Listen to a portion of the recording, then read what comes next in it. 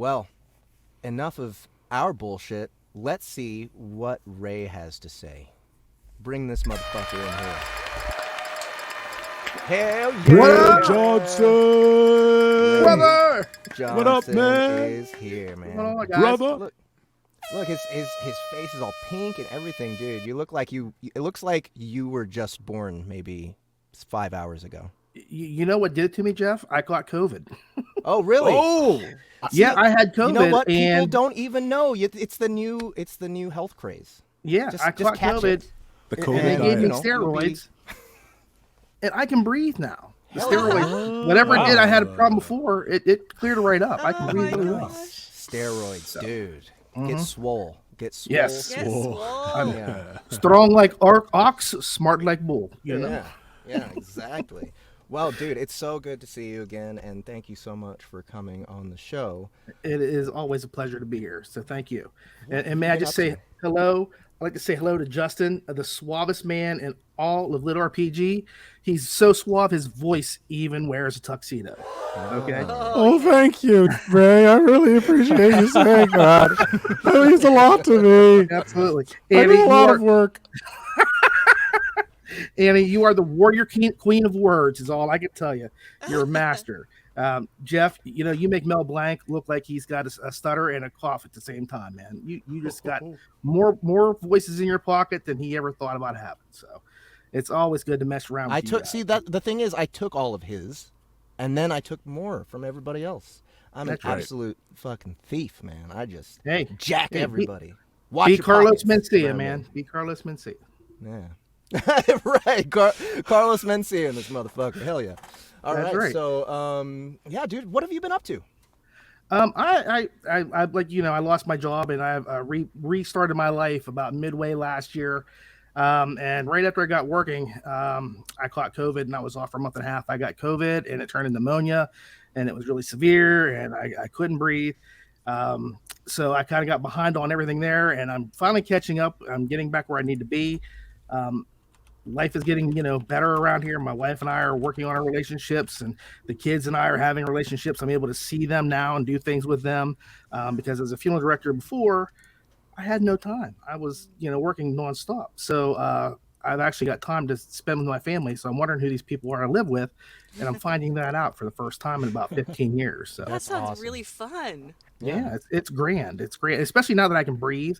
You know, I don't have to walk 10 feet and then gas for air for 25 minutes and then go another 3 and then die. So yeah, I'm doing well. So Well, dude, that's great to hear. I'm glad you're on the mend and life is being good to you right now. Have you been listening to LitRPGs? I have done really nothing but when I have free time.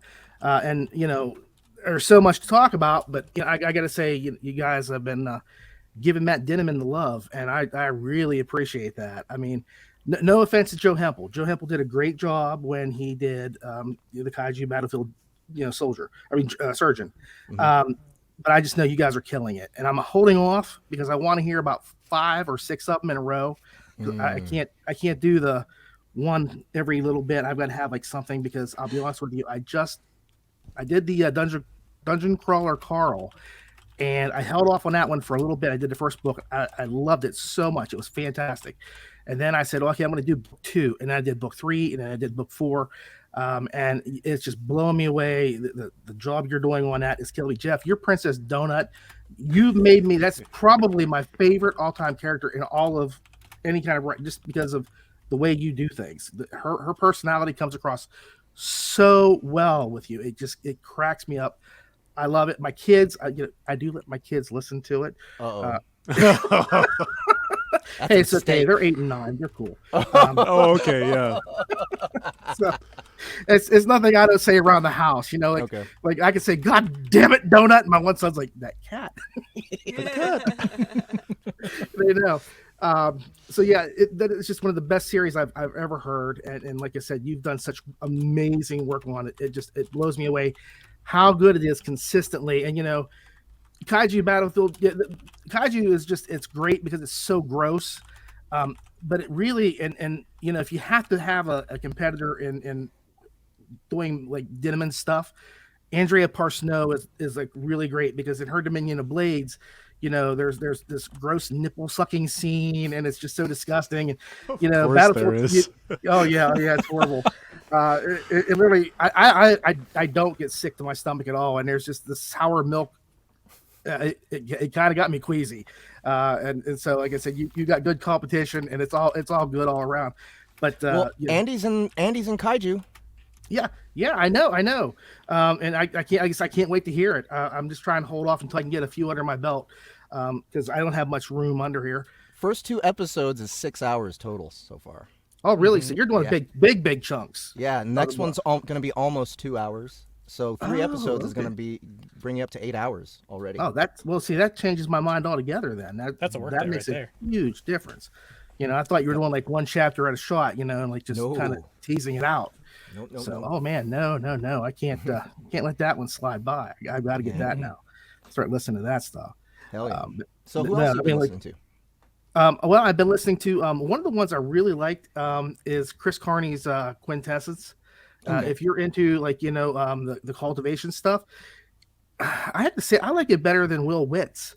And I know that's blasphemy to say that. Witt's great. I love a lot of his stuff, but Carney really, he has created this really intense, very visual, powerful world. And it is, you can't stop listening once you get into it. It's very well defined. It's amazing. And like I said, he's got me wanting more. I've got as many of the books as I could, but there's not that many out yet. And then of course he's got his other series. I'm not going to think off the top of my head. I'm getting old. I'm 53 now, and brain's hurting. But his other dungeon book is just amazing. It's really good too. I mean, it's one of the best series I've seen out there.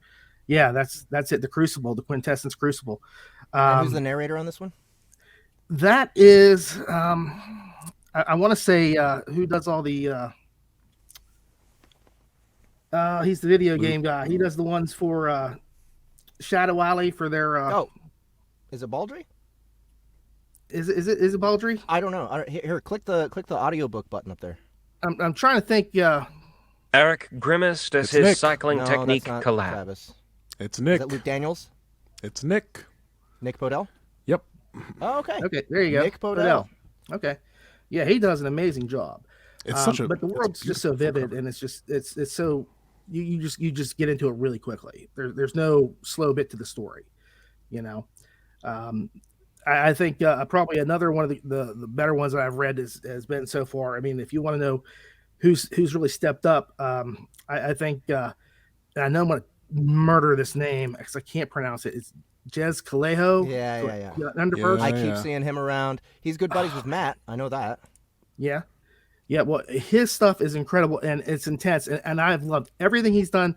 The last book I read, the only problem I had with it was he has this one thing where he inducts you into his army, and you have to say this pledge to him, and he says it like every 8 pages, and I was like, oh, if I have to hear this pledge one more time.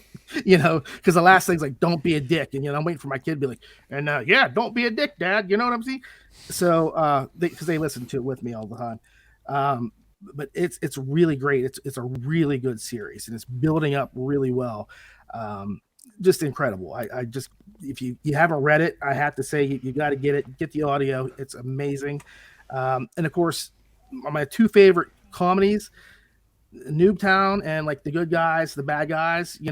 Those books just get better and better and better, and you keep asking yourself, how are they doing this? Because sustaining the humor is hard. And who is it? Rimmel has is it John McClane reading, and they do all kinds of great stuff with him, and just the 2 books series. If you're really looking for comedy, those are the ones to go for. Yeah, the Nautical Noobs. That was the latest one. Really good. I mean, it's funny as hell.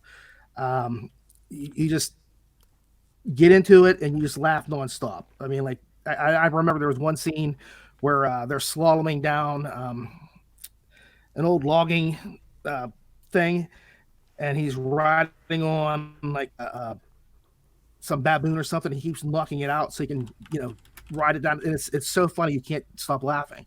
And I always say, I laughed so hard milk came out of my nose. and I didn't even drink milk for a week. So it was good. And so Sour milk. that's one of the better books I've seen out there for comedy. Those two. So outstanding. And if you really want to try something different, Office Wars is good. It's funny.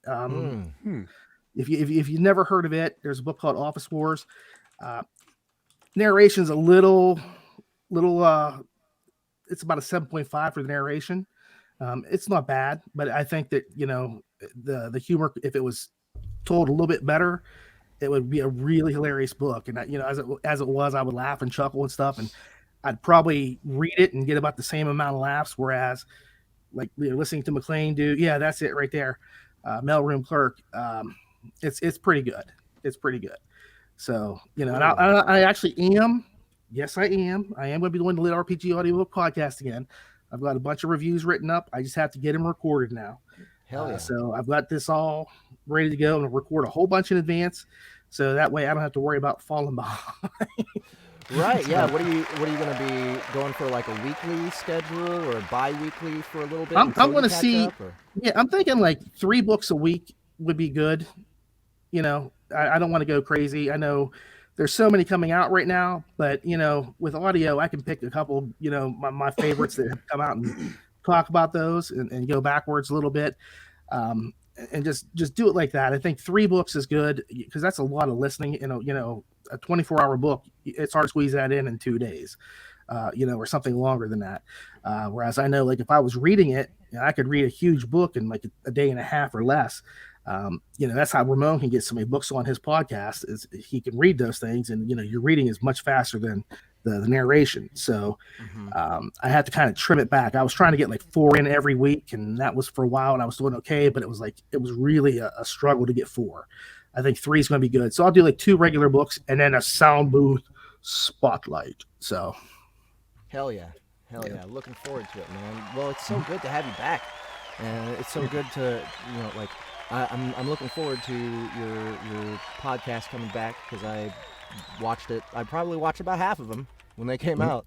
I did my best to keep watching. So I appreciate that. And we this community needs people like you, man. We really do. So, man, it's so good to have you back. Anybody else have questions for Ray? Anybody from the audience, even?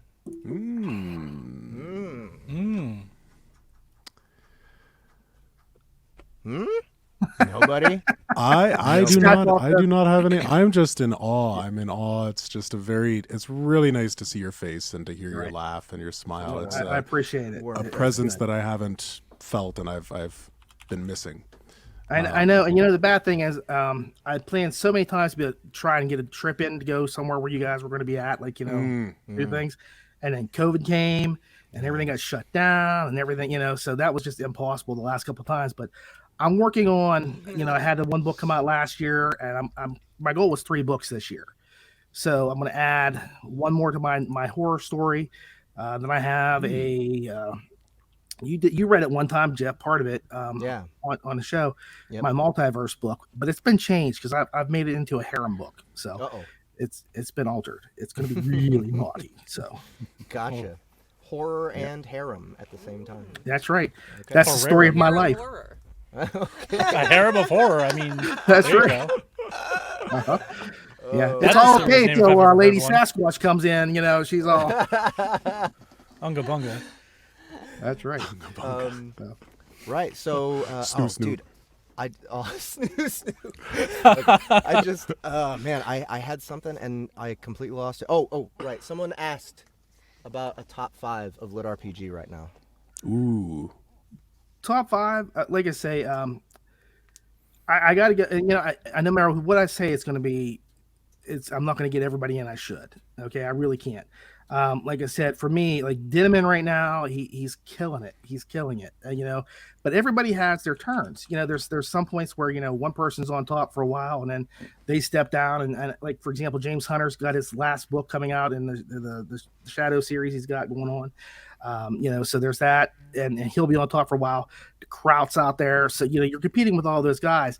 And for me, I think, honestly, if you're going to ask me, like, for dungeons, while I could say Kraut was, like, great for dungeons, Jonathan Brooks has more dungeon series than anybody out there combined. I think, and it kills me because I'm like, oh, I could do a story about this kind of a dungeon, and then like I swear to God, like 3 weeks later, he's got a book coming out. Like there's this. I'm like, damn it, I was going to do a holiday dungeon. I was going to do a gambling dungeon, and he had all that come out. I was like, what the heck? I was going to do a dungeon a dungeon fairy, but a dungeon companion book. He's got that. So he's got them all. He's got them tied up. He's got it locked down. The dungeon thing is his. Like I said, I think for straight RPG, it's a rough call. Chris Carney, his one series is just amazing. But there's also Will Marth and Dean. I love those guys. Like I said, Dinneman is there. So I've got like so many people. It's hard for me to just. He's got 15 people in his top 5 right now. Yeah, right. At least Three for each spot. Did you know Charles and Ramon were working together? I've been told. Yes, actually, I talked with Charles. They're about to release something soon. Rumor has it. Yes, Okay. Mr. Mejia and Mr. Dean together at last. Yes. Yeah, so definitely keep an eye out for that. I know you will enjoy that. Another thing I wanted to say, Ray, was maybe you know what, COVID's on its way out. It's on its way out the door, right? It's like bringing weak sauce now. Yeah, it's like all contagious and everything that people are just like, all right. Right. So it's gonna be over soon. And Right. Soundbooth Theater, I think, is going to have to start holding some events that are just exclusive for like SBT people and Gamelit authors and other important community members. So you better be ready to go on a vacation sometime soon, because You give me the we'll be time having and I'll lots take of it, man. I'll do that. All right. Mm-hmm. All right. Well, Ray, once again, thank you so much for coming on. You have Hey, been it's a pleasure. As always, thank you. great presence seeing in you, our man. community. Great to good have to you see you again. Good to see you healthy. And looking forward to your LitRPG Audiobook Podcast coming up. So, Thank you. are you returning for some games? Some Gary's games minus Gary equals games? Well, yeah. If Gary's not going to be here, of course I'll be there. No, Right. I'll just- Wait, are you I'm Gary? happy to continue on You with- both can't. You can't exist in the same space. Yeah. Can't- You can't guys you're the have same person. Batman. You never see me in Batman. Yeah. Right. Wait, I gotta. Only reasonable explanation. Okay. So, Bruce we're Wayne. going to deal with Ray this Johnson. poll real quick. I'm going to do a couple requests.